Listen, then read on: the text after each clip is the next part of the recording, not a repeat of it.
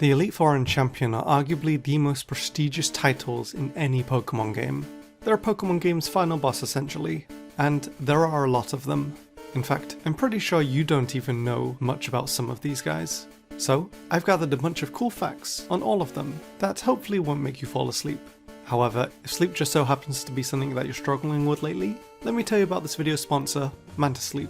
If you're like me and struggle to get a good night's sleep sometimes, I couldn't recommend a Manta Sleep mask more. As someone who hasn't had the best experience trying to sleep with something covering my face, this is the first sleep mask that I've found extremely comfortable, portable, and easy to wear. So much so that it's pretty much become part of my sleep routine. I find myself napping during the daytime where there's still a lot of light out, and I've never had an easier time getting some shut-eye, no matter how bright it is. The mask comes in all different types of colours and varieties, whether you want one that's weighted, one that's made of silk, hell there's even a mask with a built-in Bluetooth speaker for anyone who struggles to sleep in silence. So, if you want to get a better night's sleep, why not try a Manta Sleep mask, using the link on screen and in the description, and if you use my code AURA, you'll get 10% off. I highly recommend giving them a try. Thank you so much to Manta Sleep for sponsoring this video. Now, onto the video. Lorelei. It's very common for an NPC's Pokemon to be the same gender as the NPC, being the exact case for Lorelei in Generation 3. However, in the rematch against her, all of her Pokemon are now male, except for Jinx, who obviously can only be female. Bruno. Fun fact, did you know that he has never stood up in his sprite forms? Always sitting down. It wasn't until his model, where he finally stood up. I guess this is like the human version of Snorlax. Agatha. Her Japanese name includes chrysanthemum, which is a type of flowering plant. This didn't really mean anything, until Let's Go Pikachu and Eevee, where her design actually kind of implements this. A pretty cool attention to detail. Lance. We all know Lance are strong dragon types, his long cape, and his red hair. Which, fun fact, used to be purple. Yeah, at one point he did actually have purple hair. Blue. Have you ever wondered which evolution Blue picks in Pokemon Yellow? Since it can be any of the original three.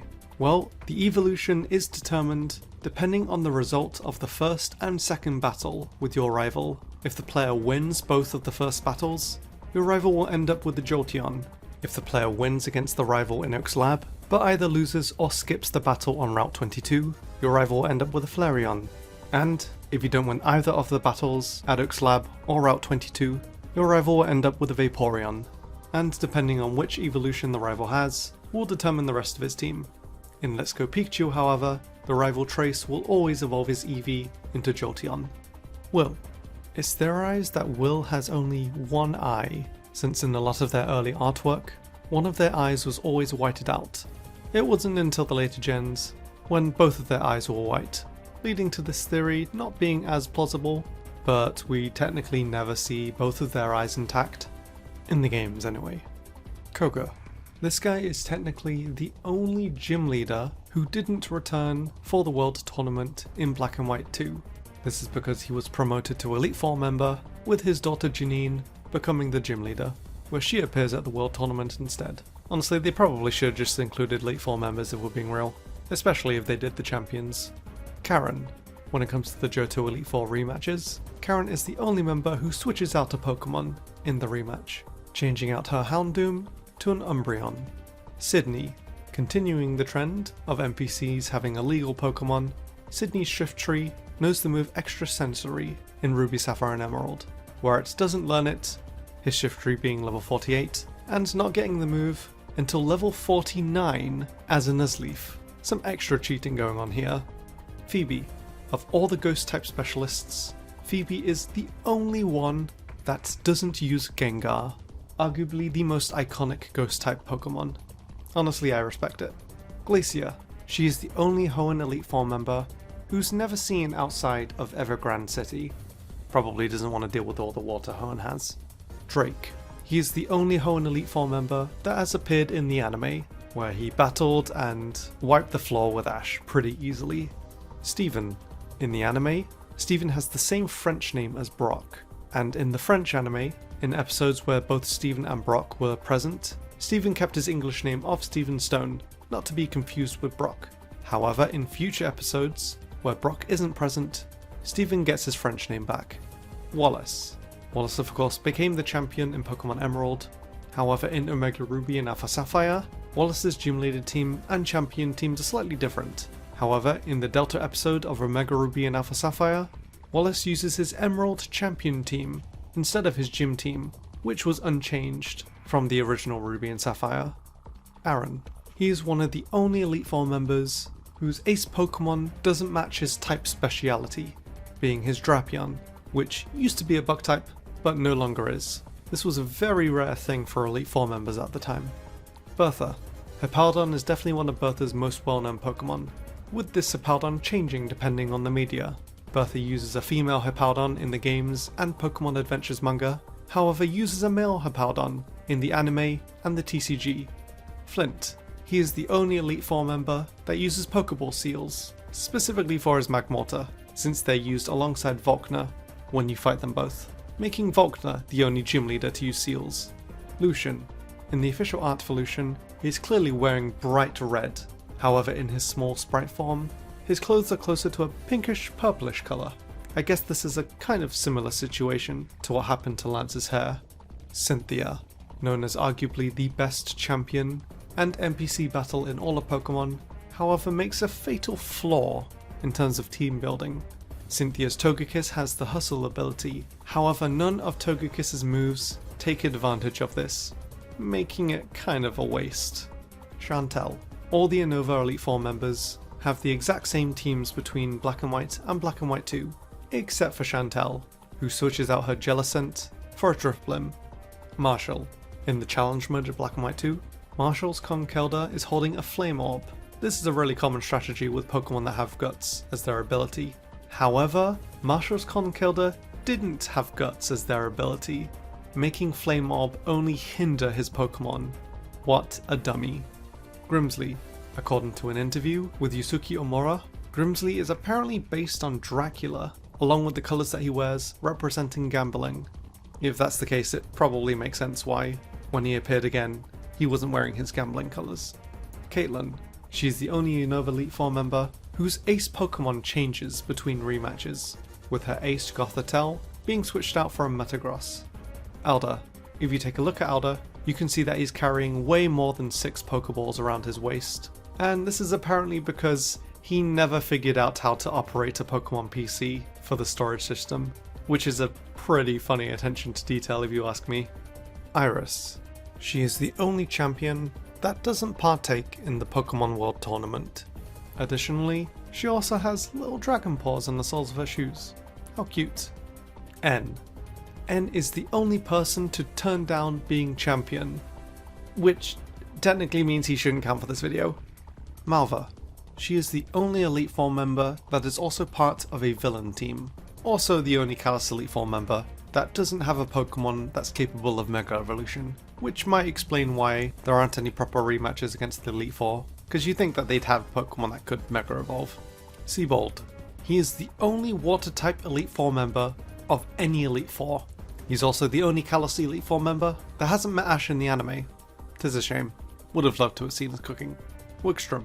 He's the first Elite Four member to appear in a Pokemon movie, making his anime debut in Diancie and the Cocoon of Destruction, even if he was just part of the intro. Drasna. She is the first Elite Four member that Ash has ever beaten. Ash has had a pretty bad track record against Elite Four members, but managed to get one up on Drasna.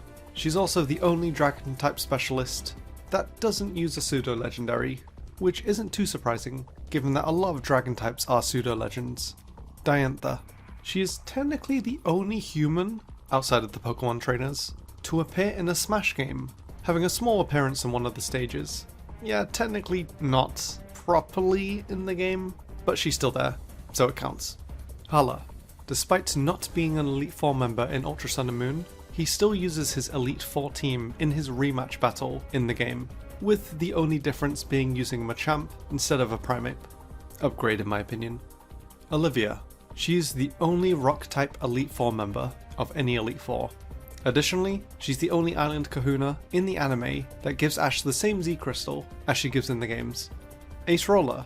Despite her being somewhat associated with the Pokemon Mimikyu, she doesn't actually use one in the games. She does however have a shiny Mimikyu in the anime. Kahili. If you look on the back of her golf club, you can see that she has the patterns of a toucan beak. Small little detail that you might have missed. Mullane. You guys remember Pokemon PCs, and how you see the name of the storage developer when entering the PC, like Bill for example? Well, Mullane is the last storage developer in the core games. After him, PCs weren't really used the same way, and we pretty much always had our PCs on us. Definitely the way to go, to be fair. Kukui.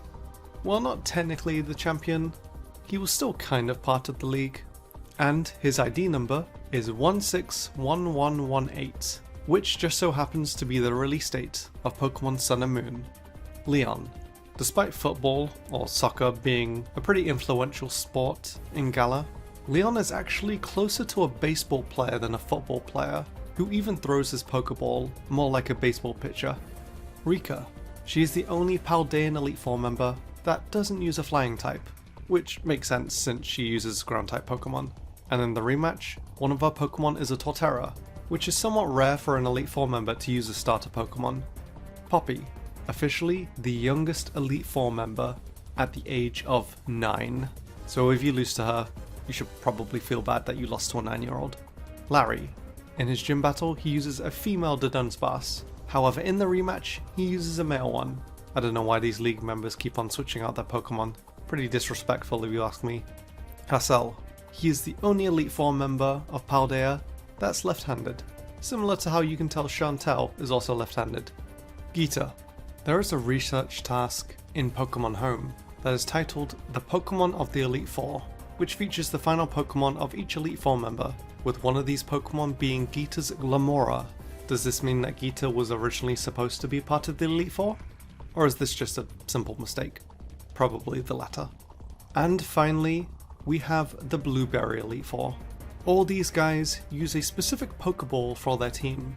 Crispin uses Quick Balls, Amaris uses Heavy Balls, Lacey uses Nest Balls, and Drayton uses Pokeballs. Just regular Pokeballs.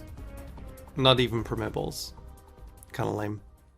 And there's a fact for more or less every league member in the Pokemon games. Hopefully you learned at least one thing that you didn't before. If you want more facts, I also have a fact for every gym leader on the channel. And if you did enjoy, please do leave a like, as it does help the video out. Subscribe for more Pokemon videos in the future. And until next time, thank you so much for watching.